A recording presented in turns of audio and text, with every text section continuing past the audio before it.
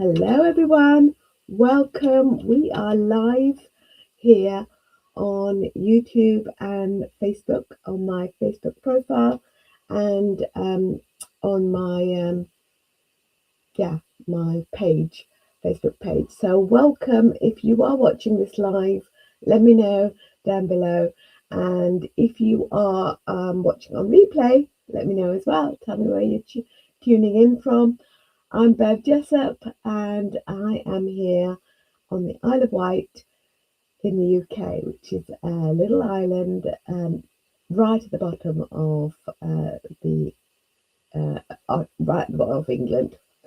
So I've got lots to do. I've just finished a 5-day workshop series called Grief to Grace, which I think I finished on Wednesday. Anyway, it's been a really wonderful time. And those of you who joined, I really, really appreciate. Tell me if you joined live. It was a lot. There was a lot of, obviously a lot of grieving and a lot of sharing of experiences and some beautiful art. So yeah, let me know if you have been watching that. Hello, Frances. Frances is a dear friend in Southampton, and she is in the Creative Sanctuary as well. So today we are talking about delays. We are in week 5 of a series called Created to Dream, and sometimes we have to wait. So some of you wanted to join the Creative Sanctuary, and the doors are now closed, by the way, and you're probably on a wait list. And if that is the case, and you're thinking, oh, I have to wait, how long do I have to wait? Actually, I don't know how long I'm going to wait till I open the doors again. This was a heavy season, actually, talking about grief, and it was something that I felt God had placed on my heart. And if I'm being completely honest, it was something that I thought, no, I can't do this. It's all a bit too much. But, you know, he's persistent God, and, you know, I really felt that I needed to do it. So I did it, and I'm taking a break now. But what that means is really I can just concentrate on the members. We've got quite a few new members that have joined the Creative Sanctuary. But if you're thinking, oh, I can't wait, I don't know how long that waiting is, I have put a link, you'll see that up there, the 3 creative doors. There are 3 workshops that are inside the Creative Sanctuary already. But if you want to just try them out and see what they're like, they're only $9. So yeah, that's how you do that. So I am going to get stuck in, and if you have any questions or any comments, please, this is live, please write them down below in the comment section. Okay, so I am sharing my screen.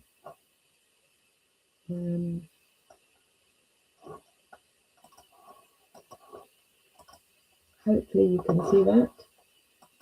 Can you all see that?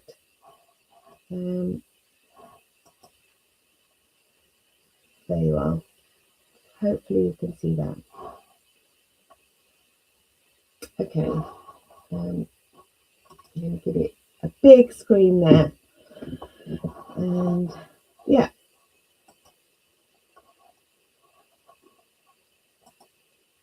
Okay, so we are here live, and week 5 is of the Creative Dream. In the description, you will see that there is a workbook that goes alongside this series. And if you've missed any other series, you'll find them on my YouTube channel. Creativity Released is my YouTube channel. Please subscribe, and yeah, grab that workbook as well. All you have to do is go to creativesoulspace.com/dream. I'll leave the link later on down below. Okay, so we have so much to do. I want to go and have breakfast with my husband in a minute. So let me get on with it. So hopefully you can all see that. So welcome everyone back to Created to Dream. Now we are in week 5, and honestly this might be the one that some of you have been waiting, because I think a lot of us, this is where we actually live. Not in the dreaming part, not in the planting and the seed plant, but in that bit that comes after, the waiting. The theme this week is delays, and the line I want you to carry through everything today is that waiting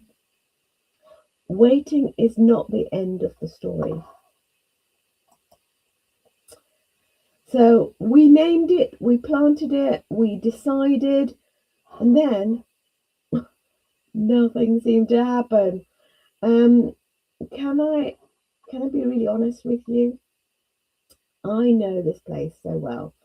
Some of you know that before I created Creative Sanctuary, I used to be a speech language therapist, and I built something, and I spent months. And my husband reminds me, actually, I spent years doing it, actually, building an online membership for speech language therapists who wanted to learn how to deliver speech therapy online. So I'd been doing it since in the UK, before anyone else had done it, actually, in the UK. And I thought, oh, teletherapy, I know how to do that. And yeah, so I'd been doing it long before COVID made it a kind of thing. And I thought, this is it. This is what I'm supposed to build. And I had the expertise, I had the credibility, I talked about it at the platform, and I built this membership, and I put my heart into it. I created the training, the resources, the whole thing. And then silence. Not the kind where the audience hasn't arrived yet, but kind of like this, the kind where you start to wonder if you've got the whole thing wrong. You know, I thought, oh, I've made a mistake. Tell me in the chat if any of you have done that. You've gone down this route and you think, oh, this is what I'm supposed to be doing. Let me know in the chat. Yeah, so there I was. Anyway, now I want to pause here because I think there are two kinds of waiting, and they feel very different. So some of you are waiting for a dream to start. Let me know if that's you in the chat. Some of you are waiting for a dream to start. You have named something. You have planted the seed. Maybe you have started building it, like I did with that membership. That really didn't go anywhere. And maybe you're still just holding the idea and it hasn't moved yet. That is one room. And some of you are not waiting for something to begin. You are waiting for something to stop hurting. You're waiting for an ache to soften. A loss, a season of grief, a relationship that changed. And dreaming feels right now impossible right now, because you're just trying to get through this hurt. And this week is for both of you. I'm not going to pretend that it's the same thing. They're not the same. They are both waiting rooms, and God meets us in both of them.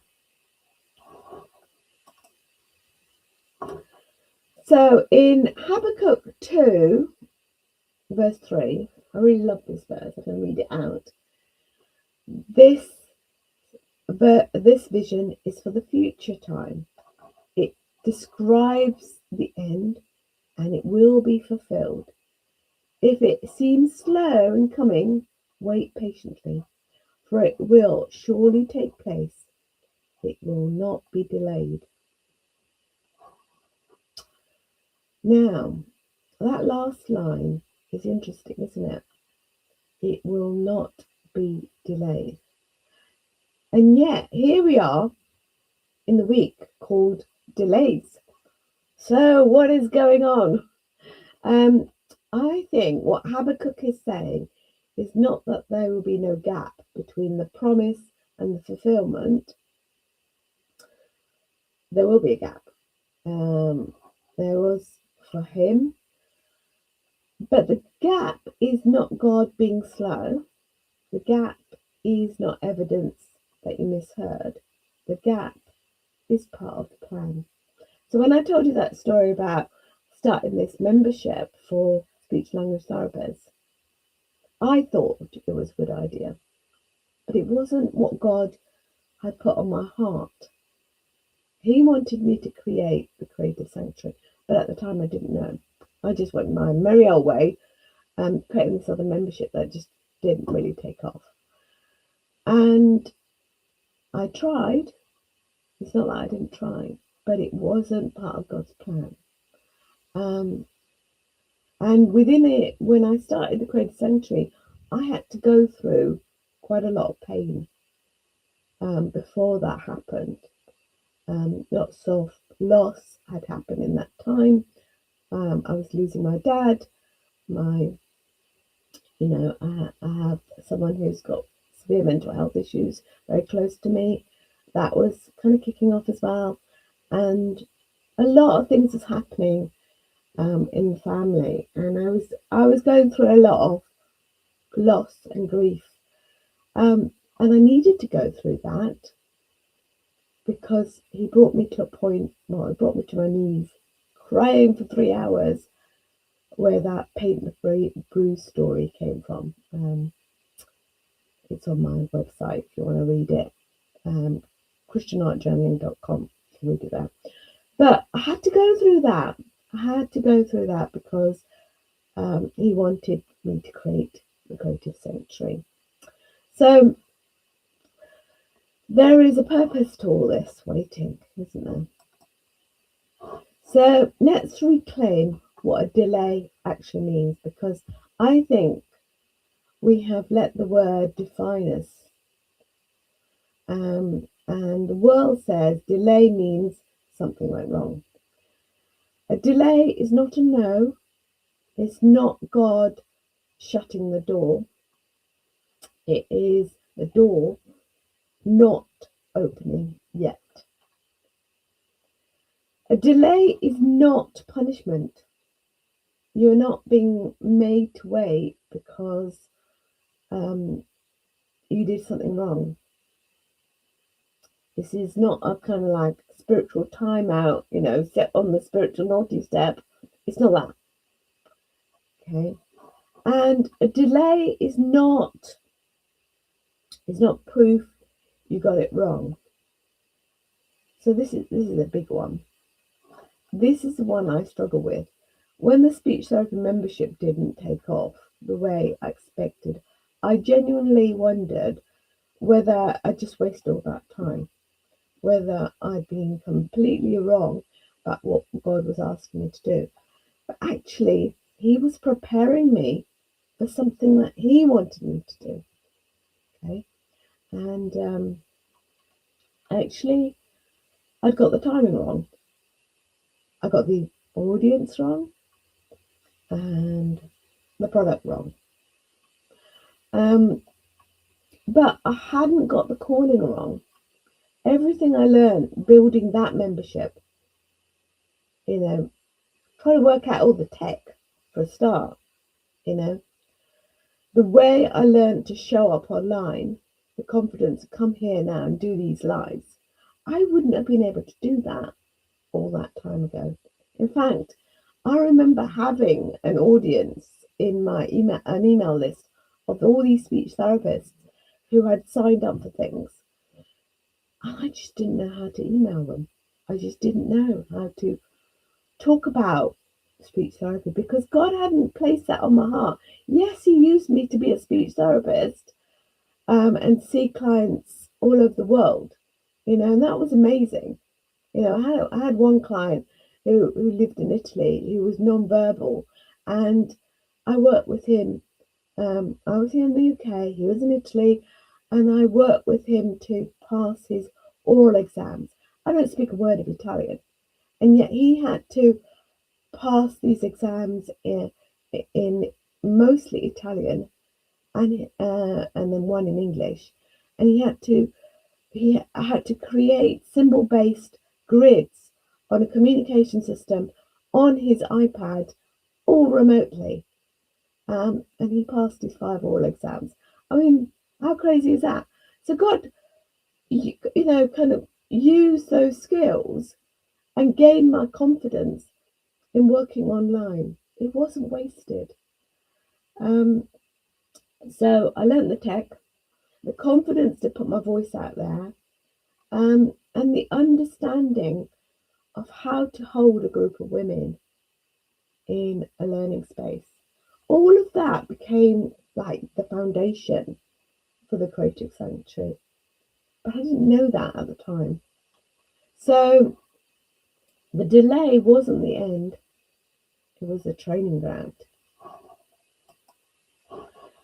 So now let's talk about what happened in the middle of the night, because I think this is where the real battle is. 3 a.m. You're wide awake. I don't know how many of you are like that, but I have real problems with sleeping. I don't know if it's menopause or what, but anyway, real problems with sleeping. And then the whispers start. Things like, God has forgotten me. And you look around and everyone else seems to be moving forward and you're still here, still waiting.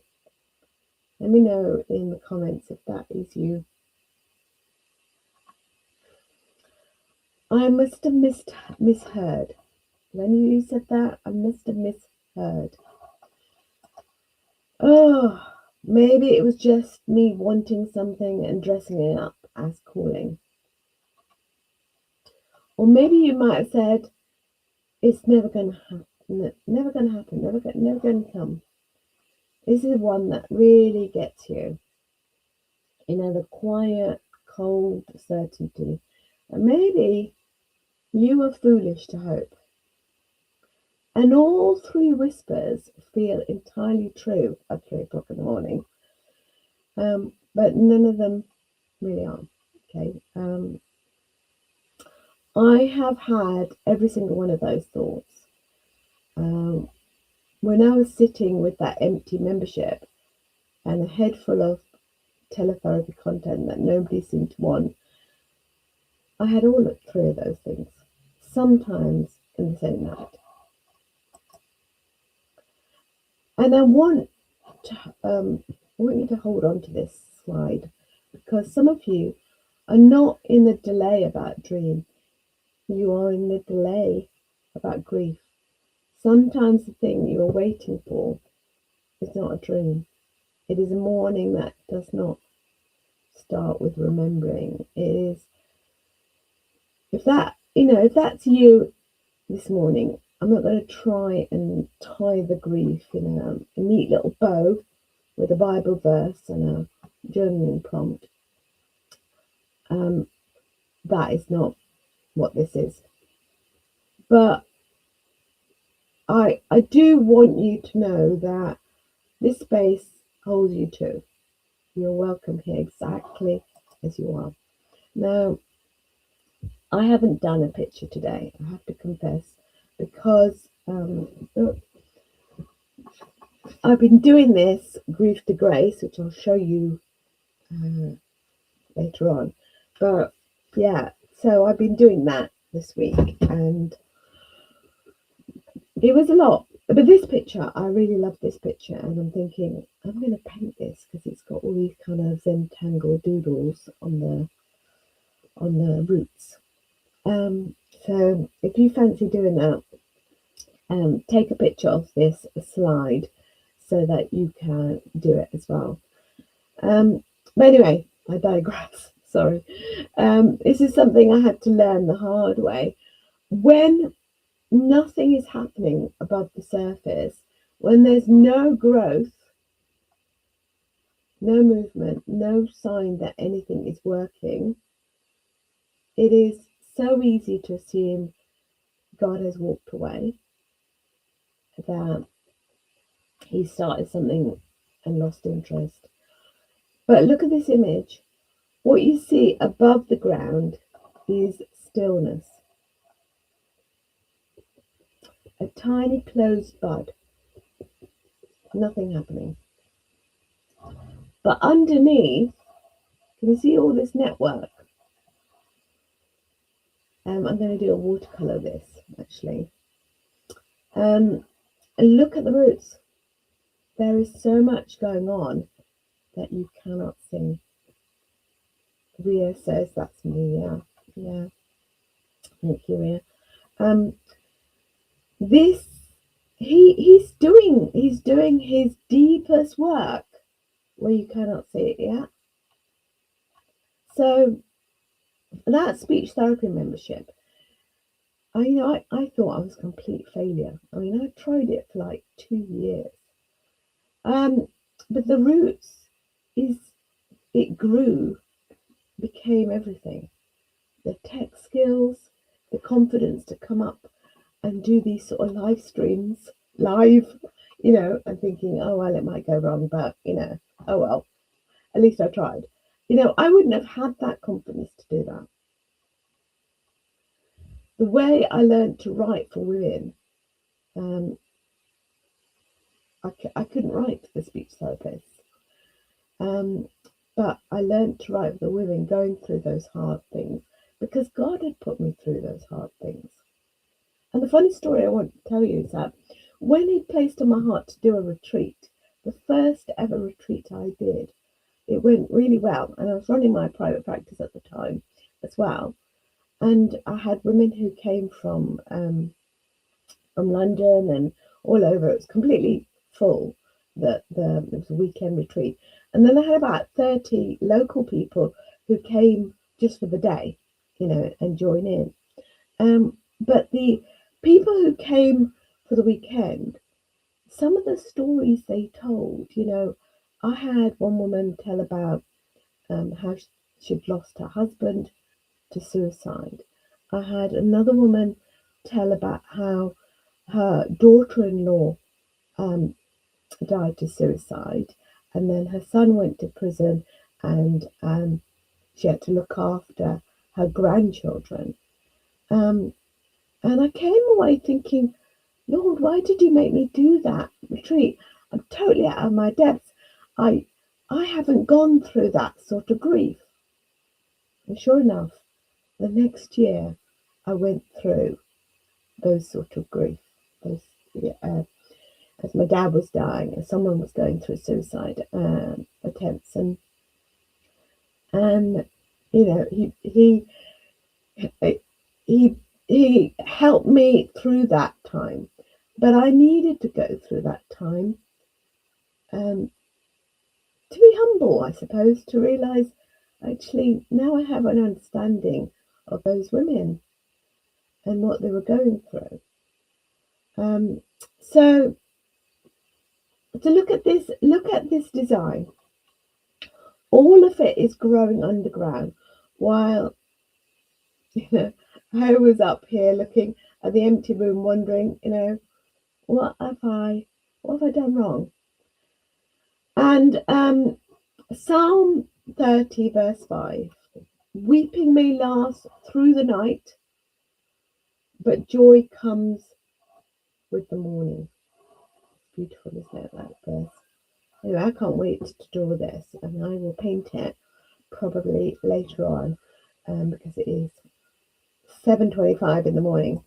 Anyway, and we are in very good company, because look at Joseph, right? Joseph waited in prison for a promise, actual years, in an actual prison, not a metaphorical kind of waiting room, an actual dungeon.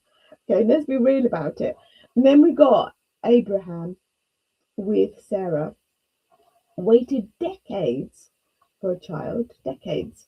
Can you imagine that? Holding that promise for that long.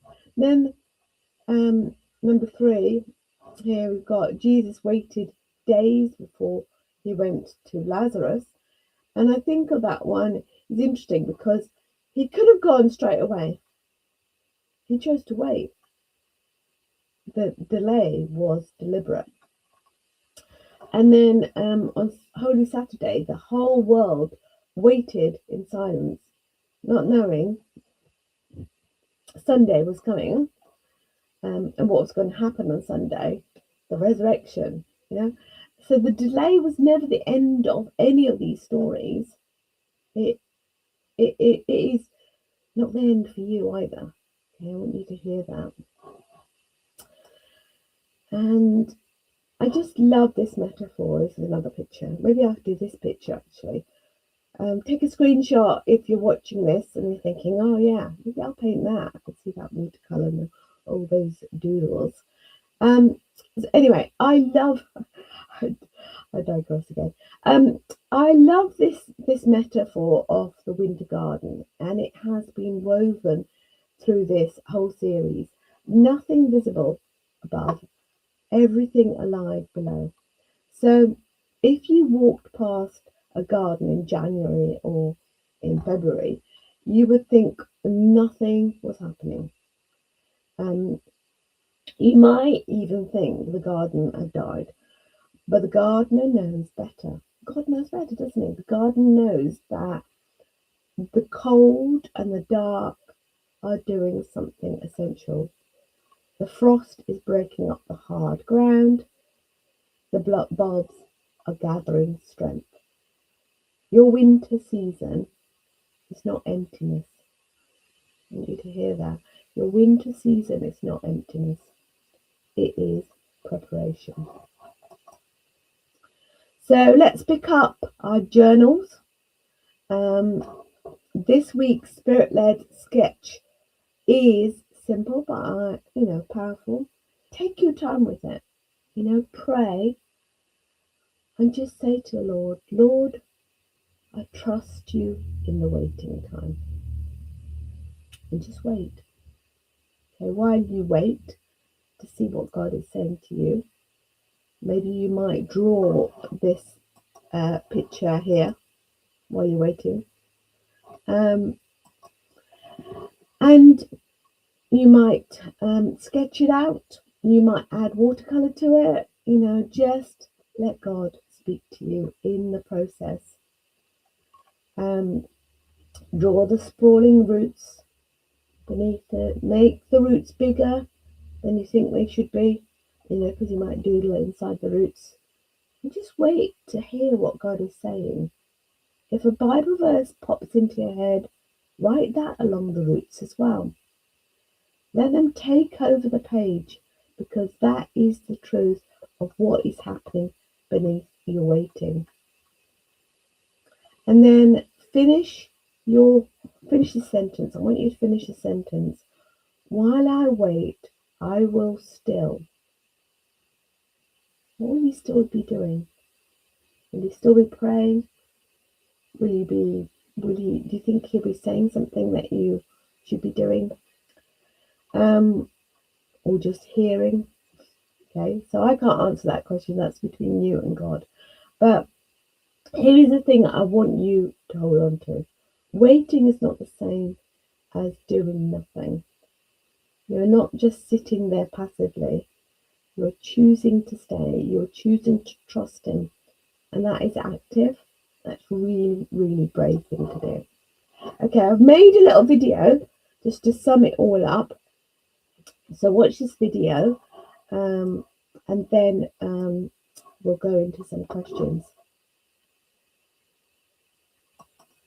You take a leap of faith, plant a seed, or perhaps find yourself forced into an unexpected life change. And then the environment simply goes completely silent. This bud, locked in ice, represents the visible reality of the waiting period. Above the surface, progress appears to have reached a complete standstill. For some, this silence reflects a dream on a slow timer. For others, it is the weight of grief, the specific, heavy stillness that follows a miscarriage or a sudden loss, where the future you expected has simply vanished. This lack of movement creates a vacuum. When expectations aren't met with visible results, the absence of growth can easily be mistaken for a permanent conclusion.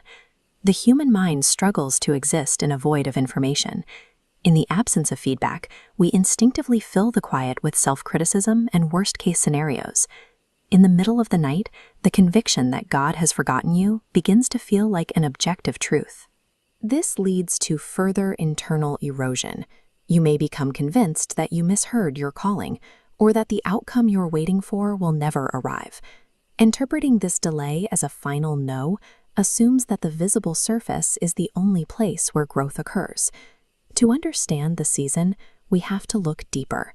These periods of waiting function as a concealed phase of development, rather than a sign of failure or punishment.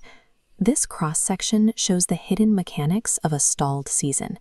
Above the soil line, the graph indicates zero activity. However, the subsurface reveals a network of exponential complexity, branching out into the dark. An inverse relationship exists here.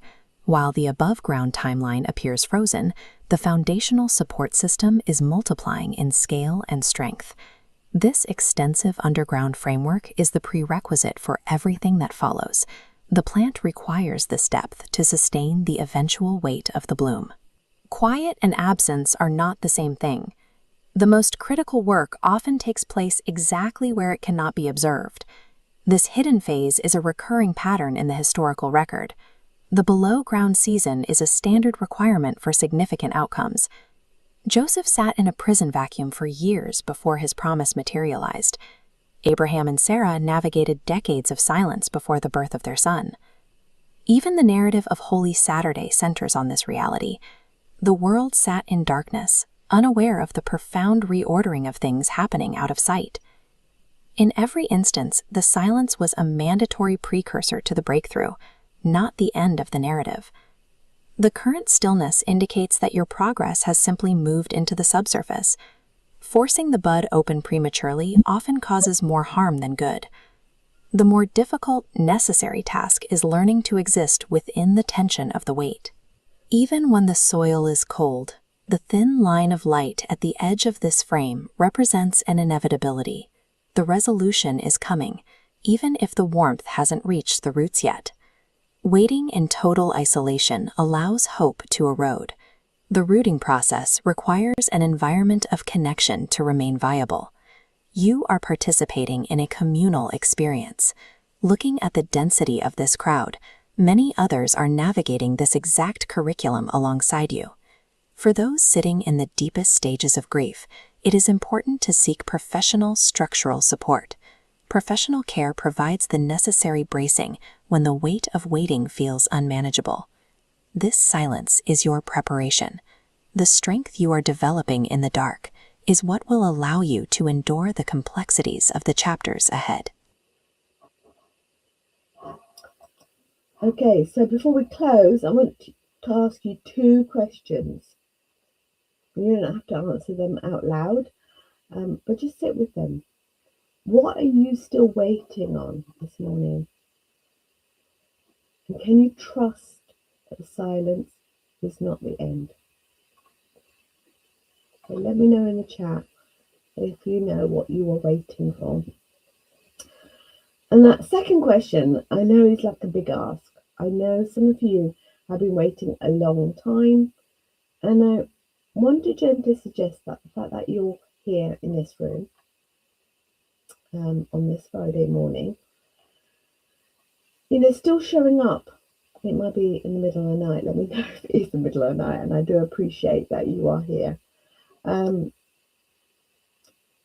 it tells me something about your faith that you might not be able to see in yourself right now.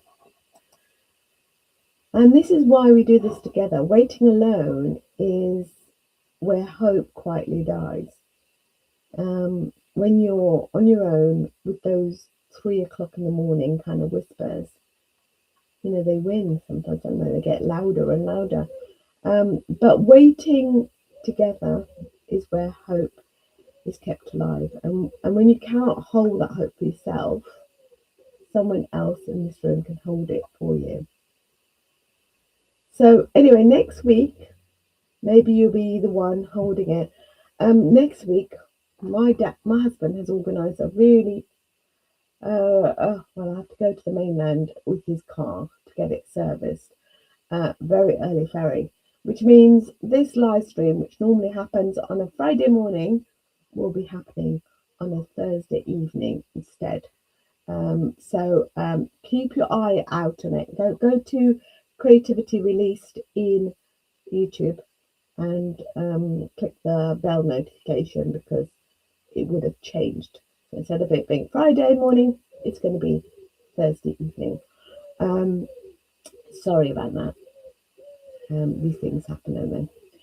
Anyway, that's why I created the Creative Sanctuary, really, so we can support one another. Anyway, talking about the Creative Sanctuary, the doors of that have closed, not forever, but for now they're closed so I can concentrate on the members. But I have got something new planned. I'm not going to tell you about it, but if you want to find out about it, just go to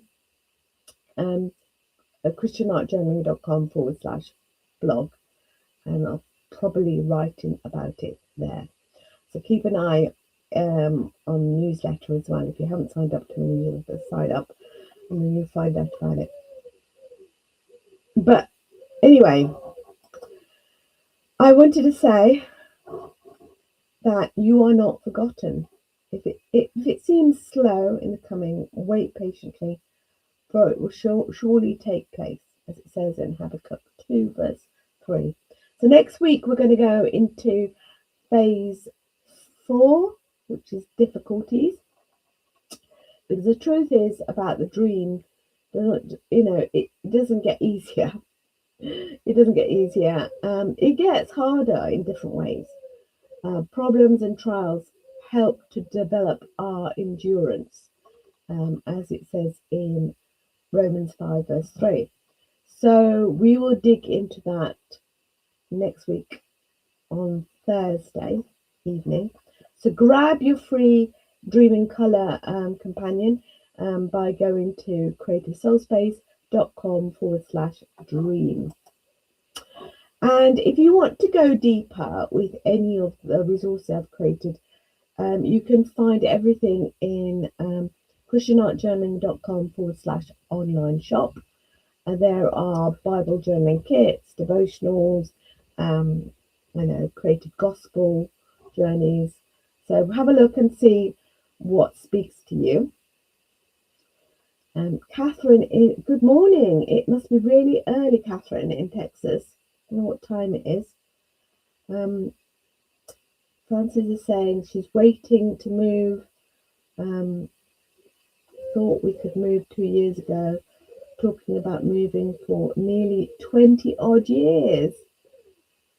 Often thought it's just, I can't read what that says. I think you probably need to finish that sentence. But anyway, as I said, the Creative Sanctuary has closed the doors for the time being. But you can see that if you want to join the 3 doors, I've got creative spaces, which are 3 quiet doors back to God, and they're like little workshops that I have done. If you are already a Creative Sanctuary member, then they're already there. But if you want to just trial these out, and they're just different ways to slow your mind, hold a pen or pencil, and just spend time with God, then you can go to that space there.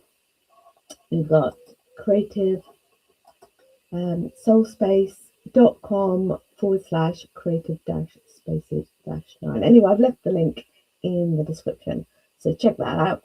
But I think it's time to say goodbye, good morning, wherever you are, and lovely to see you all. And I look forward to seeing you next week. Next week, we're going to be talking week 6 of our Creative to Dream series. So, I will see you on Thursday. Thank you so much. Go to YouTube and subscribe to my channel, please, and let other people know about it as well. Share it with your friends. Okay, I've got to go now. Take care. God bless. Bye.